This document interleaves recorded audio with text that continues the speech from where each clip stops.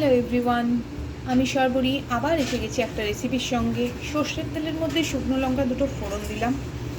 এখানে আমি ছোট ছোট টুকরো করে আলুগুলোকে কেটে রেখেছি, বেগুনগুলোকেও খুব ছোট ছোট করে কেটে রেখেছি। এখন আমি এই তেলের মধ্যে এগুলোকে ভেজে নেব। প্রথমে দিলাম আলু, কিছুক্ষণ ভাজা হওয়ার পর বেগুন। এখানে আমি বিউলির ডালের বড়ি 5টা ভেজে রেখেছি। তেলের মধ্যে কিছুটা ফাঁক করে এখন আমি দিয়ে দেবো কালো জিরে। কালো জিরে ডাইরেক্ট তেলে দিলে অনেক সময় পুড়ে যায়, একটু তিতকুটে ভাব লাগে, তাই জন্য আমি এইভাবে দিলাম। দুটো কাঁচা লঙ্কা দিয়েছি, দেবো এবার রসুন কুচি।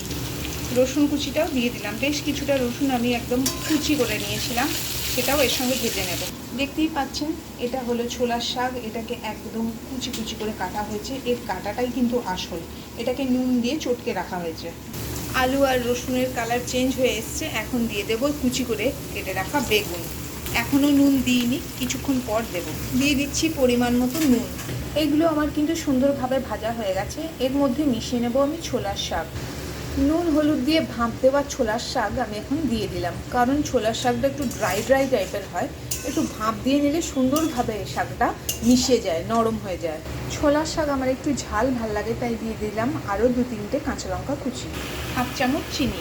দেখতেই পাচ্ছেন ছোলার শাক কিন্তু আমার একদম রেডি, একদম সুন্দর মাখা মাখা হয়েছে। এখন আমি দেবো কিছুটা কাঁচা আদা বাটা। আদা বাটা আগে দিলে সেটা ভালো ভাজা হয়ে যায়, গন্ধটা সুন্দর হয় না। কাঁচা আদা বাটা দিতে হবে আর বড়িগুলোকে ভেজে ছড়িয়ে নিতে হবে। কাঁচা আদা বাটাটা দিয়ে দিলাম, ভালো করে নেড়ে চেড়ে মিশিয়ে নেব। উপর থেকে বড়ি ভাজাগুলো ছড়িয়ে দিয়েছি। দেখতে পাচ্ছেন আমার ছোলার শাক একদম রেডি। গরম গরম ভাতের সঙ্গে সার্ভ করুন এই ছোলার শাক, খেতে খুবই ভালো লাগবে। আশা করি রেসিপি আপনাদের পছন্দ হবেই। একবার এইভাবে ট্রাই করে দেখুন।